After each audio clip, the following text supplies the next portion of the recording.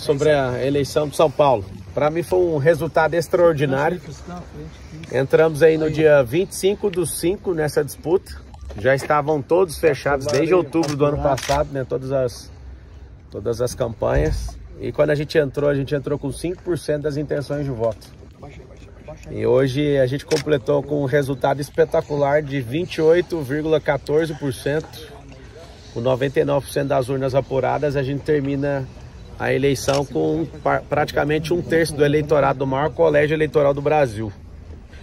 Foram 1,7 milhão de indignados em São Paulo. E eu quero que todos vocês levantem a cabeça, porque o voto que vocês depositaram nunca vai ser jogado fora. Eu vou carregar esse voto. E por que eu estou falando que isso foi extraordinário? Zero de dinheiro público. Nunca ninguém chegou tão longe sem fazer uma campanha sem esse dinheiro público. Sem padrinho político, sem tempo de TV, sem máquina municipal, estadual, federal. Sem apoio de grandes lideranças políticas. Ao contrário, né, os 4 principais candidatos com mais de 100 milhões de reais me trituraram em televisão, rádio e internet. E além disso eu tive todas as minhas redes sociais derrubadas. Para mim uma decisão completamente desproporcional, mais de 20 milhões de seguidores. Mas eu entendo, também tive a segunda conta derrubada, apesar dela não estar demonstrando perigo, porque pelo episódio a própria Meta derrubou a postagem e eu não insisti em descobrir nada. Assim como a própria Meta também falou da outra vez que não tinha justificativa pelas políticas da rede social a primeira ter sido derrubada. Mesmo assim, fomos lá e abrimos uma terceira conta em 3 horas e meia. 1,1 milhão de pessoas começaram a seguir e foi derrubada também. E a gente não desistiu. Então, a vitória eu dedico a esse resultado à vitória da esperança.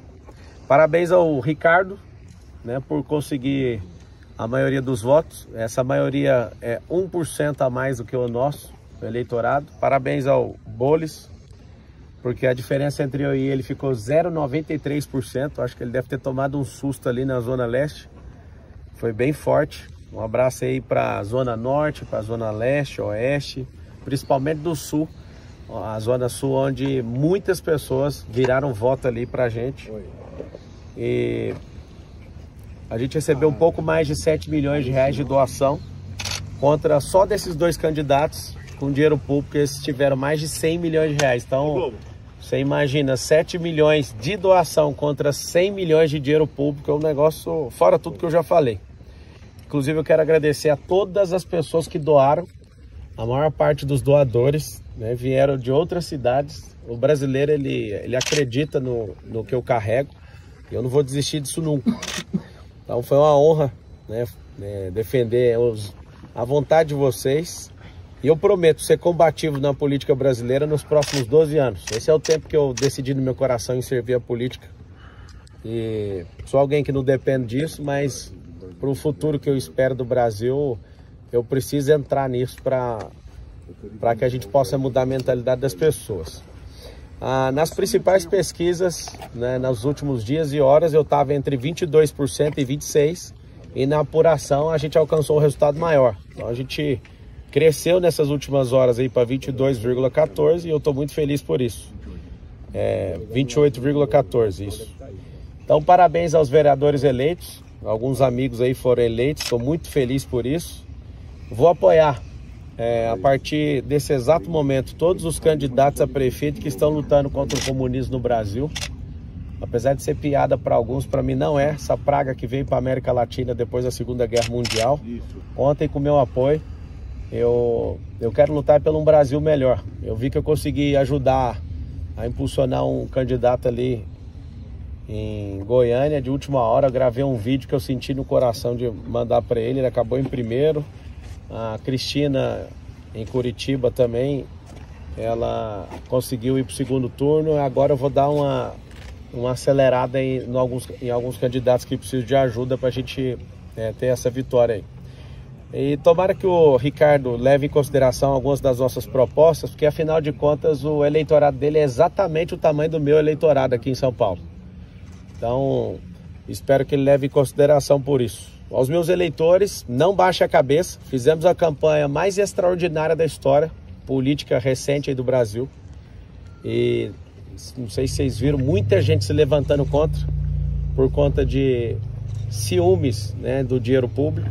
Muita gente se levantando contra por conta de ciúme eleitoral, outras pessoas levantando por conta espiritual. Então foram muitos ataques e eu não consigo esconder minha alegria em ver tanta gente, né? É tão difícil ganhar um voto na urna, vocês não têm noção, quem nunca se candidatou.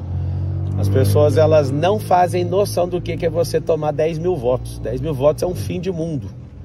Eu, para deputado federal, tive 243 mil votos e falei para todos eles, eu vou carregar isso aqui. Então, da minha parte, eu não vou desistir. E quero deixar bem claro que o Brasil vai se tornar a nação mais próspera da Terra até 2050. Eu fui o primeiro brasileiro a ver isso e eu vou investir. Por mais que eu não tenha virado funcionário público na data de hoje, eu vou servir do mesmo jeito. Eu vou estimular pessoas boas a irem para a política. Aprendi muita coisa nessa disputa eleitoral. Aprendi muitas coisas que me fizeram amadurecer como pessoa, como cidadão. E São Paulo perdeu a única oportunidade de me ver prefeito dessa cidade. Meu coração estava 100% entregue a isso. Mas confesso que a vontade do povo nas urnas, ela prevalece. Eu sei de muitas pessoas que estão querendo construir aí algumas teorias, mas eu respeito a vontade do povo. E a gente chegou de última hora. Que Deus abençoe a nossa cidade de São Paulo, o Brasil e o povo brasileiro. Eu acredito de verdade no Brasil e no brasileiro. E para finalizar, eu combati o bom combate, percorri a carreira, guardei a fé. E 2026 está logo ali. O senhor disse que você espera que o Ricardo Nunes considere algumas das suas propostas. Isso pode ser lido como uma sinalização de eventual apoio? Você vai apoiar ele no segundo turno? Então, vai depender do que ele falar sobre as propostas. Tá nítido, né, que ele pegou muito pesado com a minha pessoa, foi muito injusto comigo. Eu entendo que é coisa de marqueteiro isso. Eu não sou homem de carregar mágoa, de carregar raiva. Eu fui por tudo ou nada com todos eles, né, pela desproporcionalidade do que eles fizeram comigo. Leia-se aí principalmente tanto o Boulos como o próprio Ricardo. Mas pelo bem comum, ele entendendo, né, sobre... Ele já sabe que da minha parte eu não preciso de cargo, eu não preciso de absolutamente nada disso. Então, colocar a educação financeira nas escolas, colocar a empresarização para rodar, né, porque o empreendedorismo liberta, fazer as escolas da cidade de São Paulo se transformar em escolas olímpicas. Se ele considerar isso, a gente pode conversar numa boa. O senhor já entrou em contato com ele? Eu mandei uma mensagem para ele dando os parabéns. Para ele. Respondeu tudo, Pablo? Eu não vi a mensagem. E o seu futuro, Pablo? Meu futuro é o seguinte, eu sou servo do povo.